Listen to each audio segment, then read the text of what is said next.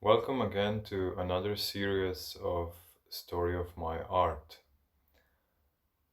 This time I would like to speak about the work called Sketch for a Temple. But before I go into the work itself, I would like to, as always, present a little bit the background, how I actually came to do this kind of work. So, how it all began. Actually, as I was explaining in previous videos, different kinds of inspirations that led me to certain projects, I forgot to say about something which is very important and is also as a ground or base for every artist, like a standing point from where you actually go and reach out to people and the whole art system. So, what happened at a certain point when I was studying is that I came into contact with various books and writings about ecology and also about the art system. And at the same time, I had my own experience of deeply connecting with nature. So, from this this cloud of thinking in a different way, I also kind of had to position myself in relation to the art system.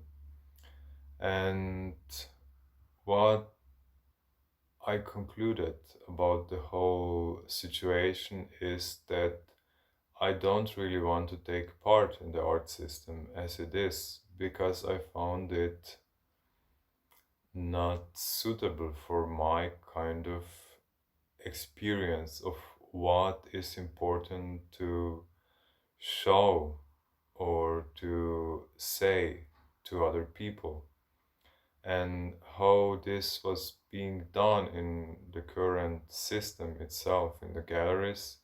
I felt like it's not really suiting what I want to do, because I find it very kind of unreal. I would say that it's not really doing much change or not really giving much possibilities for people to truly experience the artwork or experience the experience itself. And with this kind of awareness, I had a new kind of responsibility also came along, and also disappointment, because I didn't really know how to continue then at that point.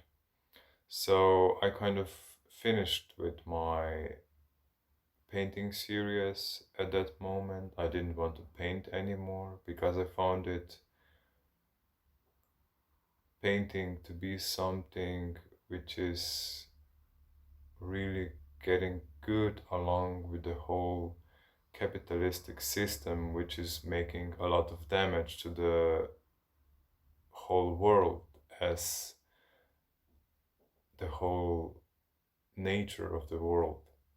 And I didn't want to take part in that. I didn't want to take part in destroying nature, even just by being a part of the whole system. Even though this sounds very idealistic and impossible, but at that moment I just wanted to make as little impact as it's possible. So I also then tried to think about how I actually function when I'm creating and what are my aims, what I would like to reach, what I would like to, how I would like to succeed with what I'm doing. And I think I find out that what I mostly actually wish for is just to reach out to people with a certain way of seeing, not that it would be important for me actually what is the content of the artwork, but more how to look at it and how to see it, like how to be aware and to be able to experience a certain kind of state of being, of awareness through experiencing the artwork, or that the artwork would invite you into a certain state of being which would give you a different kind of looking or being aware of the whole world or yourself. And also, then later on, I came into contact with books from Juhani Palasma, a Finnish architect, who writes about the transition of the human awareness from the body to the mind and then back from the mind to the body. And at the same time, I was still practicing body mind centering, which also kind of made me be more and more aware of the senses and my own body. And then I went to an exchange for half a year to Finland, where I took a class called Situation Clinic with Sara Hanola. And there, what we've done was that we really took lots of time to become aware of different kinds of situations we as human beings take part in, like situations of being with yourself, with being another person, with being together in a group of people, situation of relating to the space, to the architecture, to a room, to plants, to animals, to all sorts of everything that is outside. And through that, again, a different kinds of awareness of relating to the world came into aliveness. And then as I returned back from Finland, I was still thinking about this situation and what can I do from all this. And then I found out that what would be the best is that I would create an artwork which would actually enable one to change his whole way of living.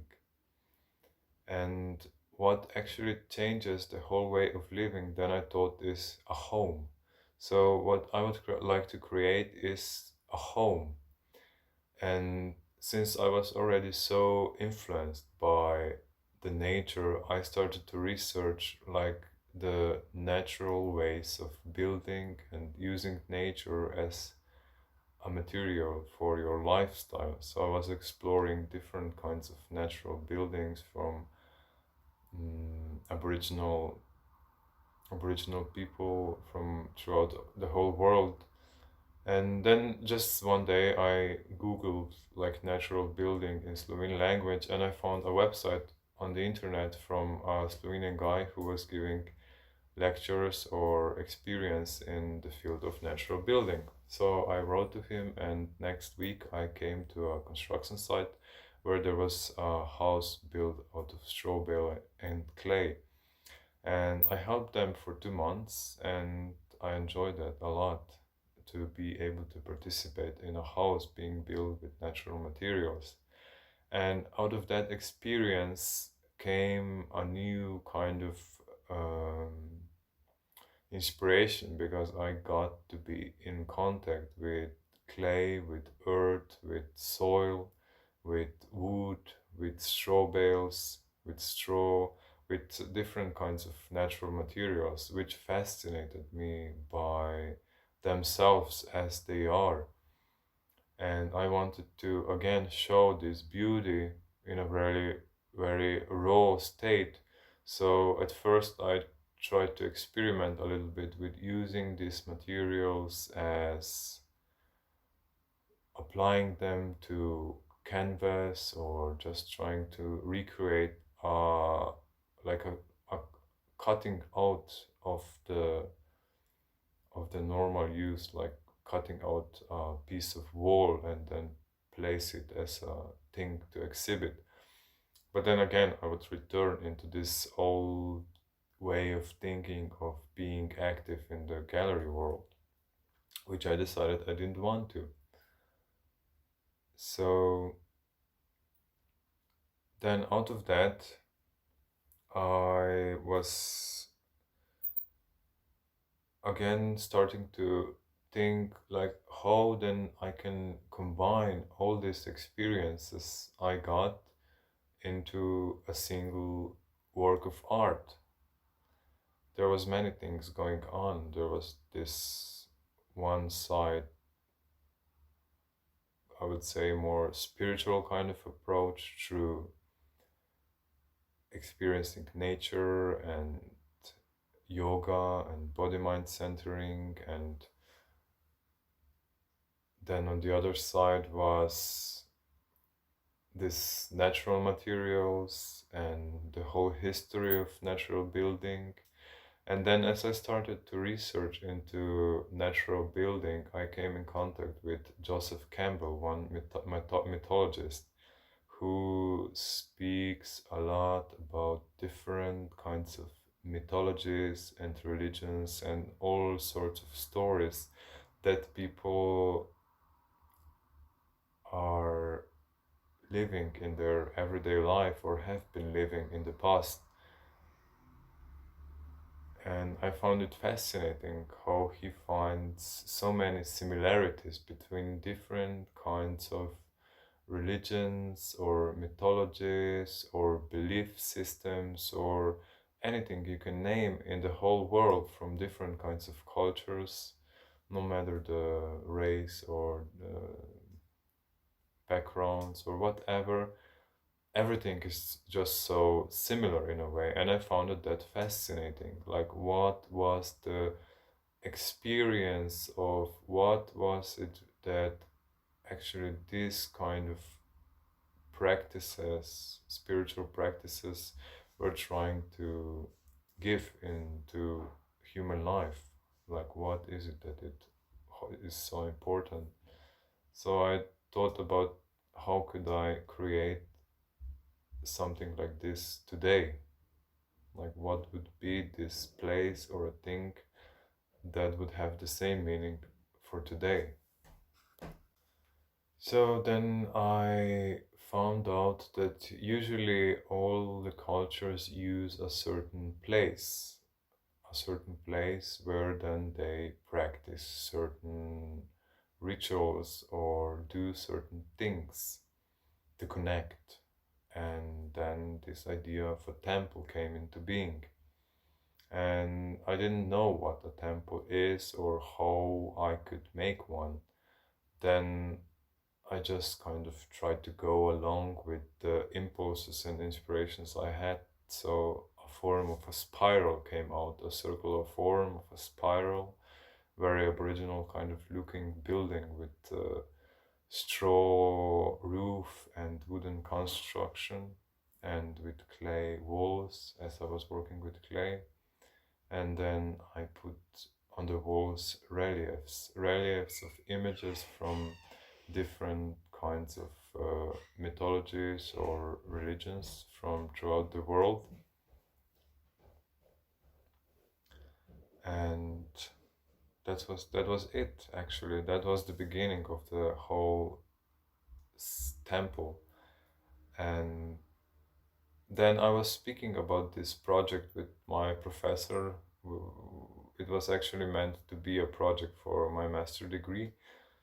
And as I was speaking about it with him, I kind of figured out along the conversation that it looks very conservative, like a way of copying something that already exists, and it doesn't actually bring any kind of newness or aliveness to it. Like, what is it that nowadays is being as a temple?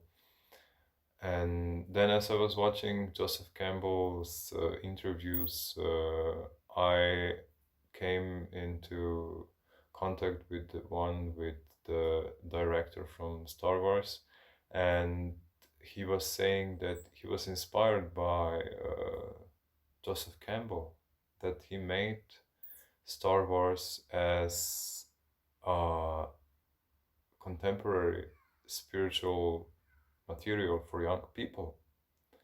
And I was fascinated by that. And I thought, okay, I could put Star Wars movies into the temple, and this would make an interesting contrast.